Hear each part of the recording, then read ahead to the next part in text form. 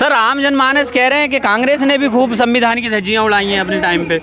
बिल्कुल सरासर गलत है और आमजन नहीं, भाजपा के कुछ चाटुकार इस बात को कह सकते हैं। विधायक जी, लोग कह रहे हैं कि इस्तीफा देने की तो अलग बात है, वो माफ़ी मांग ले तो बहुत बड़ी बात हो जाएगी। देखिए, अहंकार किसी का भी नहीं चला।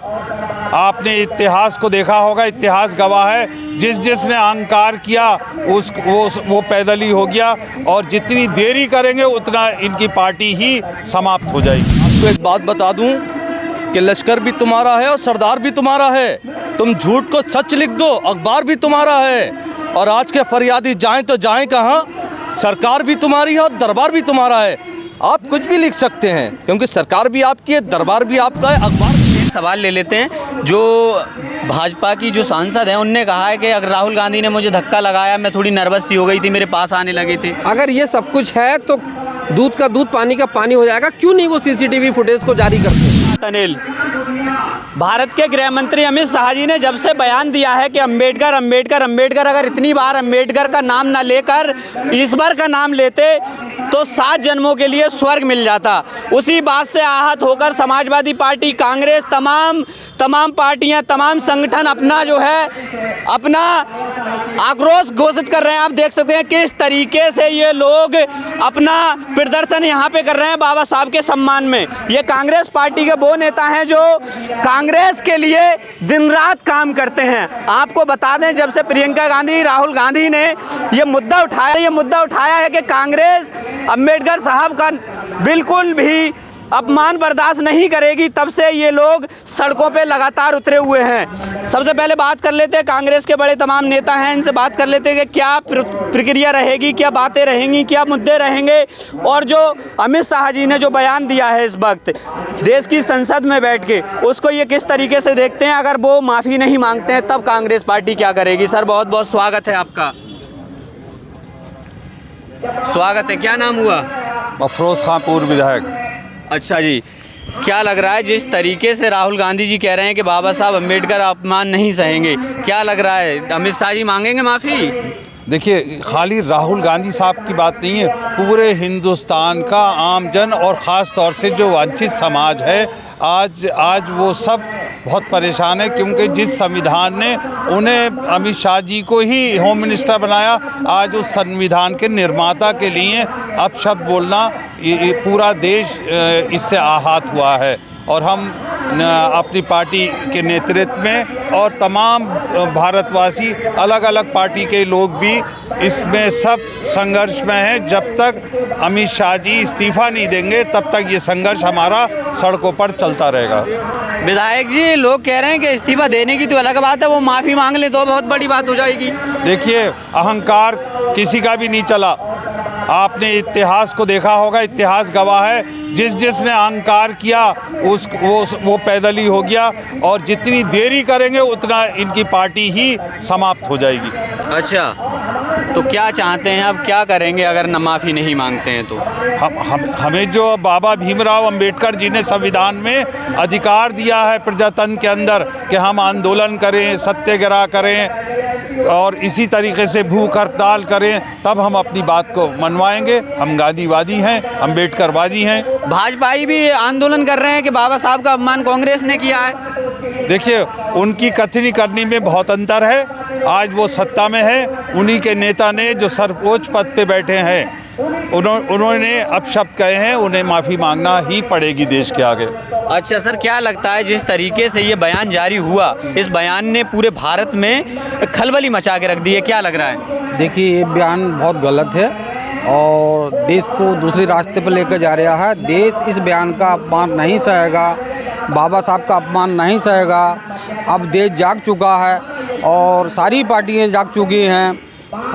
इस देश का अपमान बाबा साहब का अपमान देश नहीं सहेगा, और ये देश जो चलता है वो संविधान से चलता है, और संविधान, बाबा साहब जो हैं संविधान के निर्माता हैं, तो उनका अपमान सहने का कोई सवाल ही पैदा नहीं होता। अब हाल ये होगा कि अमित शाह जी जितना भी परेशान करा जाए कर लें, अब एक दिन ऐसा होगा कि उन्हें भी रोड पे फुटपाथ पर आना पड़ेगा। अच्छा सर, आम जनमानस कह रहे हैं कि कांग्रेस ने भी खूब संविधान की धज्जियां उड़ाई हैं अपने टाइम पे।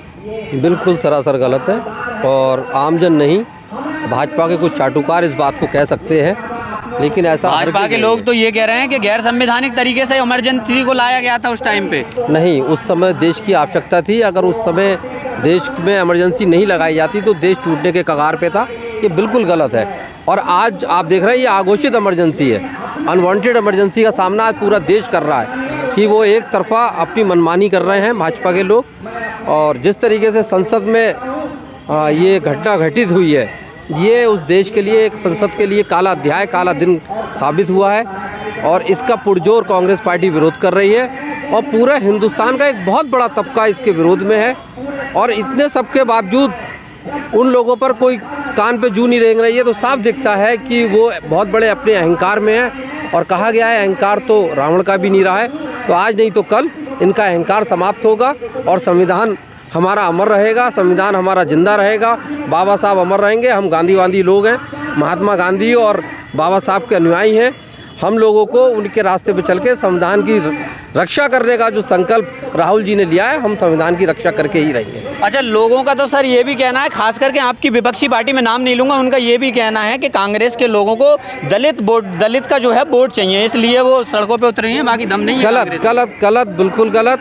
कांग्रेस ने कभी वोट की राजनीति नहीं की है। कांग्रेस ने हमेशा हिंदुस्तान में भाईचारे की और आपस में एक खुशमिजाज और देश की उन्नति और तरक्की की राजनीति की है। कांग्रेस ने अगर वोट की राजनीति की होती तो कांग्रेस कभी सत्ता से बाहर ही नहीं होती। सर एक सवाल ले लेते हैं। जो भाजपा की जो सांसद हैं उनने कहा है कि अगर राहुल गांधी ने मुझे धक्का लगाया, मैं थोड़ी नर्वस सी हो गई थी, मेरे पास आने लगे थे। अगर ये सब कुछ है तो दूध का दूध पानी का पानी हो जाएगा। क्यों नहीं वो सीसीटीवी फुटेज को जारी करते, जो संसद के बाहर हर कोने पे, हर चप्पे चप्पे पे सीसीटीवी लग रहा है। तो ये बिल्कुल जाहिर है कि उनकी मंशा गलत है और वो लगातार कहीं ना कहीं कांग्रेस को बदनाम करने की एक साजिश कर रहे हैं। अच्छा, क्या लगता है सर, जिस तरीके से आप आवाज़ को उठा रहे हैं, क्या आपकी आवाज़ केंद्र सरकार के कानों तक पहुंचेगी? क्या अमित शाह माफ़ी मांगेंगे? अमित शाह माफ़ी उनको मांगनी पड़ेगी और वो माफ़ी जब तक नहीं मानेंगे हम अपना आंदोलन जारी रखेंगे और हमारे जो नेता हैं वो अपना काम करते रहेंगे। हमारे कांग्रेस पार्टी ने हमेशा इंसाफ की लड़ाई लड़ी है, हम इंसाफ की लड़ाई को लड़ेंगे। और बाबा साहिब विदेश से आके रातों दिन नेताओं के साथ मिलकर, वल्लभ भाई पटेल, गांधी जी, नेहरू जी के साथ मिलकर संविधान को लिखा है और उसमें कई साल लगे हैं। उस संविधान को हम ख़त्म नहीं होने देंगे, उसकी रक्षा करेंगे और गरीब जनता की भी रक्षा करेंगे जो हमारे मतलब ये आंदोलन में शामिल होंगे। हम हमेशा पैर से पैर मिला के चलते रहेंगे। चलिए, बहुत शुक्रिया। क्या नाम हुआ? हाजी नाजिश खान। नाजिश खान, लोग कह रहे हैं कि आपको दलित वोट चाहिए, इसलिए कांग्रेस गंदी राजनीति कर रहा है। देखिए, आप पत्रकार हैं और हमसे ज़्यादा आपको मालूम है जी। कांग्रेस पार्टी ने कभी हिंदू मुस्लिम की सियासत नहीं करी। कांग्रेस पार्टी ने हमेशा बेरोज़गारी की, किसान की, जवान की और आपके जो भी महंगाई के मुद्दे रहे हैं उन पे सियासत करिए। 2014 से ले लिए महंगाई का आलम सोच लीजिए। और जहाँ भेल भेज दो, रेल भेज दो, अगर जो सच बोले उसको जेल भेज दो, जो सच बोलता है, जो महंगाई के खिलाफ आवाज़ उठाता है उसको जेल भेज दिया जाता है। भारतीय जनता पार्टी के लोग कह रहे हैं वो करप्ट ही हैं जो लोग जेल में गए हैं। मैं आपको एक बात बता दूं कि लश्कर भी तुम्हारा है और सरदार भी तुम्हारा है। तुम झूठ को सच लिख दो, अखबार भी तुम्हारा है। और आज के फरियादी जाएं तो जाएं कहाँ, सरकार भी तुम्हारी है और दरबार भी तुम्हारा है। आप कुछ भी लिख सकते हैं क्योंकि सरकार भी आपकी है, दरबार भी आपका है, अखबार भी आपका है। आप झूठ को सच भी लिख सकते हैं। और आप खुद ही देख रहे हैं देश की क्या गतिविधियां हो रही हैं। 350 रुपये का सिलेंडर सन 2014 से पहले कांग्रेस की सरकार में, आज 2024 में उसका रेट 1000 रुपये है। कांग्रेस पार्टी ने जो सिलेंडर 350 रुपये को छोड़ा था, पेट्रोल का रेट ले लिए जो 60 रुपये को छोड़ा था, आज जो 100 रुपये का है। और जहां जब जागरूक होते हैं लोग तो उनको हिंदू मुस्लिम में भटका दिया जाता है। तो मैं कहना चाहूँगा इस बात के लिए कि हिंदू से नफरत कुरान नहीं सिखाता और भारत में मस्जिद तोड़ो जय श्री राम नहीं सिखाता। रोटी का कोई मज़हब नहीं होता, पानी की कोई ज़ात नहीं होती। जहाँ इंसानियत ज़िंदा हो वहाँ धर्म की बात नहीं होती। हिंदू कहता है हिंदू खतरे में है, मुसलमान कहता है मुसलमान खतरे में है। ज़रा धर्म का चश्मा उतार कर देखो मेरे भाइयों, हिंदुस्तान खतरे में है। अच्छा, बहुत खूब। आपको क्या लग रहा है सर, जिस तरीके से बाबा साहब अम्बेडकर के बयान आया, बहुत गलत बात है। अमित शाह जी ने कहा कि अम्बेडकर अम्बेडकर अम्बेडकर, इतनी बार अगर ईश्वर का नाम लोगे, अल्लाह का नाम लोगे तो स्वर्ग मिल जाएगा 7 जन्मों के लिए। तो आप अम्बेडकर को छोड़ के नाम लेने लगी, स्वर्ग के चक्कर में नहीं पड़ना है आपको। ऐसा है, अपनी ये बीजेपी पार्टी अपनी नाकामी छुपाने के लिए ये ऐसे मुद्दे लाती है कि उसमें जो है पब्लिक भड़के और हिंदू मुस्लिम विवाद हो। और उन्होंने बाबा जी का जो नाम लिया है, अमित शाह जी को खुद चाहिए, कोई ज़ोर ज़बरदस्ती नहीं कि वो खुद पार्लियामेंट में, लोकसभा में माफ़ी मांगे, क्योंकि अम्बेडकर जी को, बाबा जी को पूजा जाता है। अमित शाह ने तो बयान दिया है सर कि ऐसा मेरा कोई औचित्य था ही नहीं कहने का। साहब ये तो वीडियो क्लिपिंग आप देख सकते हैं, जैसा भी था। अब मैंने आपसे पहले भी कहा, आप कुछ भी कह सकते हैं, सरकार आपकी है, दरबार आपका है। लास्ट सवाल, क्या करोगे अगर अमित शाह जी ने माफ़ी नहीं मांगी तो? देखिए कांग्रेस पार्टी क्या करेगी? देखिए, हम लोग तो हम गांधीवादी लोग हैं, हम राहुल जी से जुड़े हुए लोग हैं, और हमारा हमेशा से बाबू जी का नारा था कि एक कोई थप्पड़ मारे तो दूसरा भी आगे बढ़ा दो। हम खामोशी से अपना आंदोलन करेंगे और क्या कर सकते हैं इसके अलावा। आपके नेता पे तो एक महिला आरोप लगा रही है कि राहुल जी ने मुझे धक्का मारा, मैं नर्वस हो गई थी। देखिए, उसके बारे में मैं आपको बता दूं, एक जरा सी आपने नहीं सुना? नहीं, मैं आपको बता रहा हूँ, आपको सुनना चाहिए, मैं तो सब सुनता ही हूँ कि अगर धक्का मारा, आप हमें कवरेज कर रहे हैं नहीं कर रहे हैं, हमारा एक छोटा सा प्रोग्राम है, कम से कम 300-400 लोगों का प्रोग्राम है ये, तभी भी आप यहाँ मौजूद हैं। और वहाँ पे जहाँ धक्का मारा, क्या वहाँ कैमरे मौजूद नहीं थे? आप कैमरों में देखिए, आप हमें दिखाइए, खाली अल्फाजों से कुछ नहीं होता है। आप हमें साबित करिए कि हमारे राहुल जी ने कहीं धक्का मारा। राहुल जी तो वो इंसान है जो ज़मीन पे बैठकर दलितों के साथ भी खाना खाते हैं। आप मुझे बता दीजिए, अमित शाह जी कहाँ बैठे हैं, या अमित शाह जी ने कहाँ पे आवाज़ उठाई है गरीबों के लिए? और एक बात और सुन लिए, अमित शाह जी जो हैं, ये बीजेपी पार्टी जो है, ये हमेशा हिंदू मुस्लिम की लड़ाई लड़ रही है। हिंदू मुस्लिम। इनके खुद के बच्चे मंदिर के लिए आगे क्यों नहीं आते? इनके खुद के बच्चों को आना चाहिए कि धर्म हिफाजत मजहब की और सुरक्षा धर्म की। अगर अब भी इन बातों में आओगे, नेताओं के बच्चे पढ़ेंगे लंदन में और तुम्हारे दंगे में मारे जाएंगे। चलिए सर, बहुत बहुत शुक्रिया हमसे बात करने के। कांग्रेस के तमाम नेता हैं जो अपना विरोध जाहिर कर रहे हैं अम्बेडकर के ऊपर जो बयान आया था, जो टिप्पणी दी थी, उसके लिए आप देख सकते हैं कि किस तरीके से ये पूरा ज्ञापन का यहाँ प्रोग्राम है। और राहुल गांधी जिस तरीके से सड़कों पे उतरे हुए हैं, उनका साथ निभाने के लिए ये लोग यहाँ पे अपना विरोध प्रदर्शन कर रहे हैं।